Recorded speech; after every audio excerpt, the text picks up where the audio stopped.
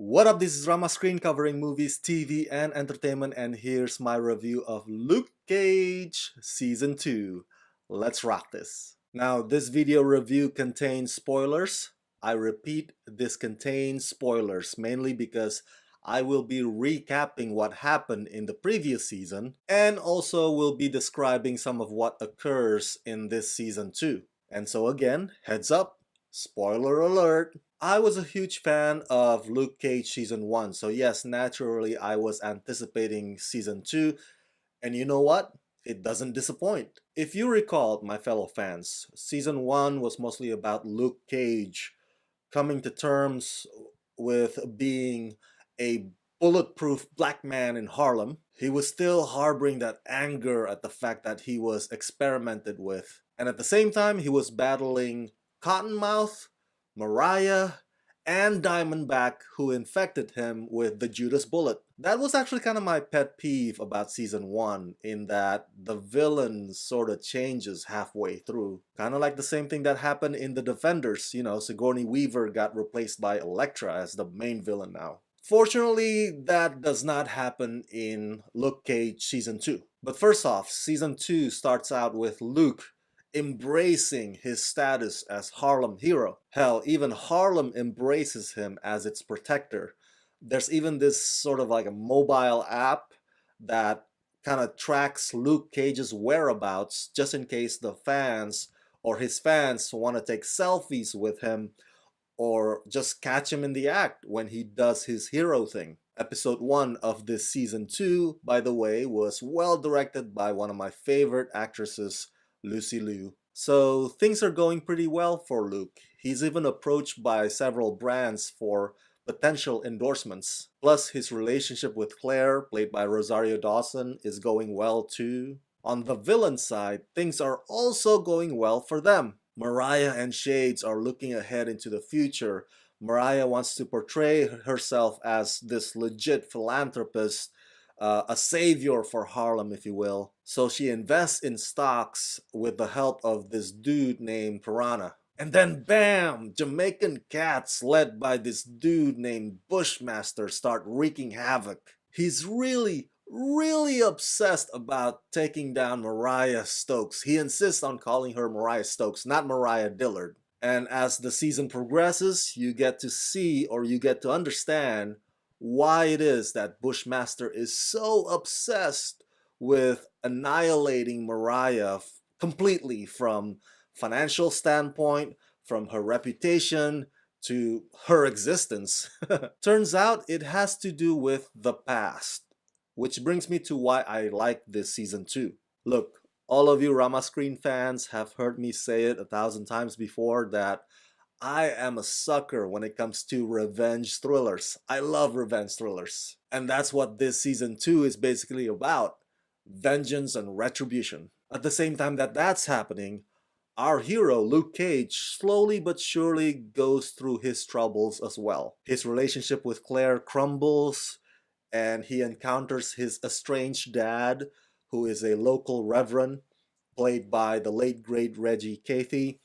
I think this was one of his final on-screen performances, may he rest in peace. So all that provides its own drama for Luke Cage. And on top of that, he's facing this new villain, Bushmaster, who is formidable and strong because he gets his strength from this rare herb that may have some negative effect on him in the process. Okay, now that I've laid out pretty much what happens in Season 2 while keeping the ending intact or under wraps, what are my thoughts about it? Loved it, loved it, loved it. I think the biggest reason why I enjoyed Season 2 is that it brings back much of the elements that worked effectively in Season 1. Part of that is blending the R&B and the hip-hop with some of the pivotal scenes. I mean, it's awesome enough that the showrunner has good taste in music. This season features great artists from rap to reggae to smooth jazz. And to make things more awesome, their songs perfectly fit the narrative that's taking place at that given time. You gotta love all this soul music, man, if you want to enjoy Luke Cage series.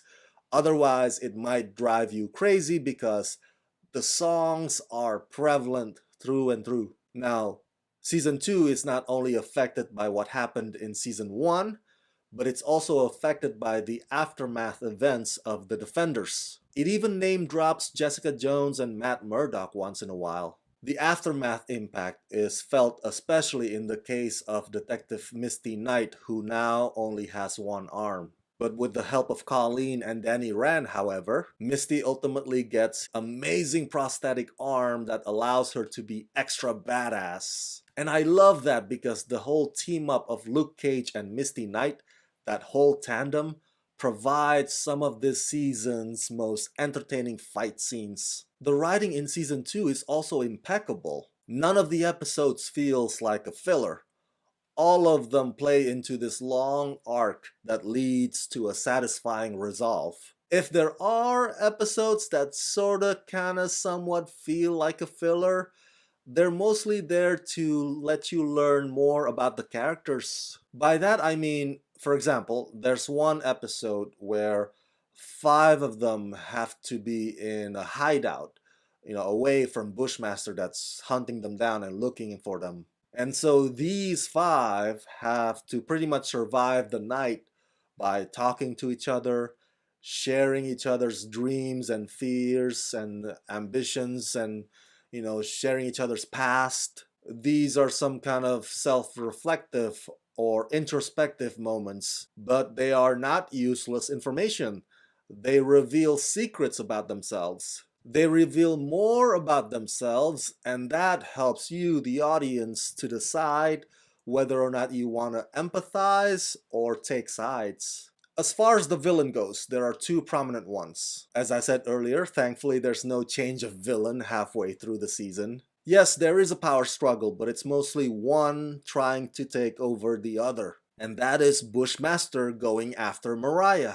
And both of them have their imprints throughout. By the way, Bushmaster is one badass motherfucker.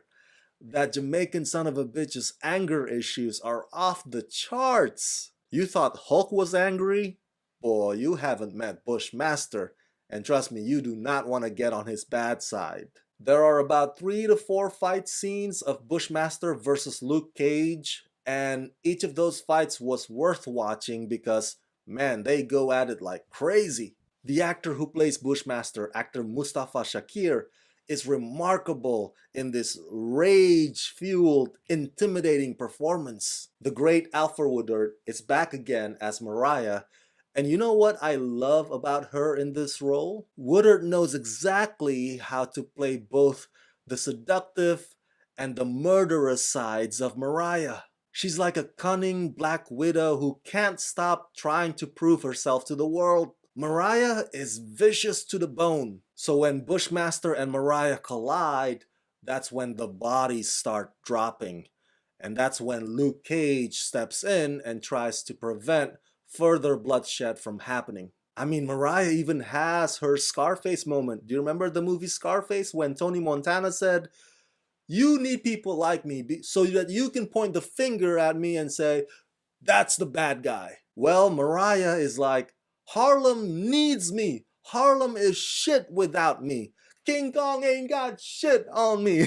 Something along those lines. Season 2 also features guest appearances by characters Foggy Nelson, Colleen, and Danny Rand, all of whom try their best to help our hero get a clear perspective on what needs to be done in this ever-escalating violence in this city that he loves. The fight for the soul of Harlem is at the heart of Season 2, and whether or not this fight ultimately will change our hero for better or worse is the million-dollar question. What another excellent achievement by Marvel Television and Netflix.